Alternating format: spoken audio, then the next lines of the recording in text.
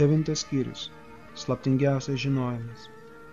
Aukščiausias Dievo asmuo tarė: Mano brangus Ardžuna, tu niekados man nepavydi, todėl aš pertiksiu tau slaptingiausią žinojimą ir patyrimą, kurie padės tau išsivaduoti iš materialios būties negandų. Šis žinojimas – mokslų valdovas, paslapčių paslaptis.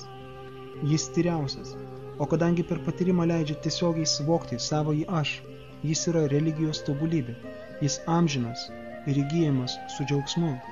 Netikintis pasiaukojimo tarnyba negali ateiti pas mane, o priešų nugalėtojų, todėl jie sugrįžta į gimimo ir mirties ratą materialiame pasaulyje. Neišreikštuoju pavidalu aš persmelkiu ištisą visatą. Visos būtybės yra manyje, bet aš nesu juose. Ir vis dėlto, visa, kas sukurta, glūdi ne manyje. Regėk mano mistinę galybę, nors ir esu visų gyvoesybių globėjas, nors aš visur, aš nesu kosmoso reiškinijos dalis, nes manasis aš ir yra kūrinijos versmė. Supraski, lygiai kaip galingas, visur siaučiantis vėjas, visad buvo erdvėje, taip ir visos sukurtos būtybės glūdi manyje. O Kunti sūnau, epochos pabaigoje visos materialios apraiškos įeina į mano gamtą, o kitos epochos pradžioje aš vėl jas kuriu savo gale. Aš lemiu kosmoso tvarką, mano valia kas kart savaimingai kyla pasauliai, ir atėjus laikui, mano valia, jie vėl sunaikinami. O danandžiai, visi šie darbai manęs nesupančioja, aš niekada prie jų neprisirišu, ir jų atžvilgių išlieku neutralus.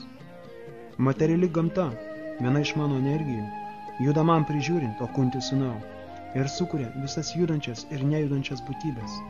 Ji kas kart kuria ir naikina šią reiškiniją. Kvailiai išjuokia mane, kai nužengiu žmogaus pavidalu. Jie nesuvokia mano transcendentinės, visako aukščiausio viešpaties prigimties ir nepažįsta manęs. Tokie paklydę žmonės susižavi demonišką, ateistinę pasaulėžiūrą. Žlunga paklydėlių viltis išsivaduoti, nieko neduoda karmenė veikla ir niekais virsta pastangos gilinti žinojimą. O Prito sūnau, nepaklydusias, didžiasias sielas globoja dieviškoji gamta. Jos visiškai atsidėjo pasiaukojimo tarnybai, nes žino, kad aš esu aukščiausias Dievo asmuo, pirmapradis ir neišsemiamas. Visat šlovindamos mane geismėmis, ryžtingai siekdamos tikslo, puldamos man po kojų, didžiosios sielos be paliovos su pasiaukojimu garbina mane. Kiti, kurie aukoja auką, gilindami žinojimą, garbina aukščiausią viešpatį kaip vieningą, kaip skirtingą daugelyje ir kaip visatos pavidalą. Aš ritualas, aš auka, atnaša protėviams, vaistažolė ir transcendentinė giesmė. Aš sviestas, ugnis ir aukojimas. Aš esu šios visatos tėvas, motina, ramstis ir prosenis. Aš pažinimo objektas, skaistintojas ir skiemuo Om. Aš taip pat Rig, Sama ir Jadžurvedos. Aš esu tikslas, saugotojas, šeimininkas, liudininkas, buveinė, prieglobstis ir pats brangiausias draugas. Aš, kūrimas ir naikinimas, visako pagrindas, atilsio vieta ir amžinoji sėkla. O Ardžuna, aš skleidžiu šilumą, siunčiu ir sulaikau lietų. Aš nemirtingumas ir įasmeninta mirtis.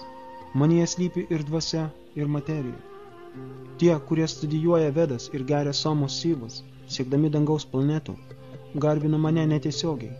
Apsivalę nuo tovykio už nuodėmes, jie gimsta Indros dorovingoje dangaus planetoje, kur patiria dieviškus džiaugsmus. Iki soties paragavę dangaus juslinių malonumų ir išeikvoja savo dorovingos veiklos rezultatus, jie vėl grįžta į šią mirtingųjų planetą. Taigi tie, kurie ieškodami juslinių malonumų laikosi 3 vedų principų, te laimi pasikartojančius gimimą ir mirtį. Tačiau tiems, kurie visat su ypatingu pasiaukojimu garbina mane, medituoja mano transcendentinį pavidalą, aš suteikiu viską, ko jiems trūksta, ir išsaugau tai, ką jie turi. Kas tarnauja kitiems dievams ir su tikėjimu juos garbina, iš tikro garbina tik mane vieną, o Kunti sūnau, bet daro tai neteisingai. Aš vienas mėgaujusi visomis aukomis ir man vienam jos skirtas. Todėl tie, kurie nepripažįsta mano tikrosios transcendentinės prigimties, patiria nuopuolį.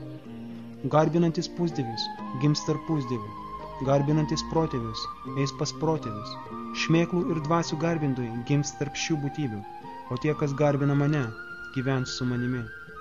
Jeigu kas su meile ir pasiaukojimu pasiūlys man lapelį, gėlę, vaisių ar vandens, aš priimsiu auką.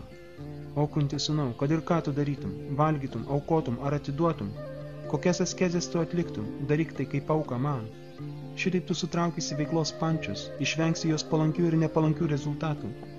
Remdamasis atsižadėjimo principu, sutelkęs į mane protą, tu išsivaduosi ir ateisi pas mane. Aš niekam nepavydžiu ir niekam nesu šališkas. Aš visiems vienodas, tačiau pasiaukojimai man tarnaujantis yra manyje. Jis mano draugas ir aš esu jo draugas. Net jeigu žmogus padaro didžiausio pasibjaurėjimo vertą poelgį, bet atlieka pasiaukojimo tarnybą, jį reikia laikyti šventuoju, nes jo siekiai teisingi. Greitai jis tampa teisuoliu ir suranda amžiną ramybę. O kunti sūnau, drąsiai skelbk, kad mano bakta niekada nepražūva. O prito sūnau, kas atranda prieglobstį manyje, tegu jie ir žemos kilmės žmonės, moterys, vaišijos, prekėjai ar šudros darbininkai, pasiekia aukščiausią tikslą. O ką jau kalbėti apie teisiuosius brahmanas, baktas ir šventuosius karalius, todėl patekęs į šį laikiną, kančių perpildytą pasaulį, su meile tarnauk man. Visada mąstyk apie mane, tapk mano bakto, lenkis man ir garbink mane. Visiškai pasineręs į mane, tu tikrai pas mane ateisi.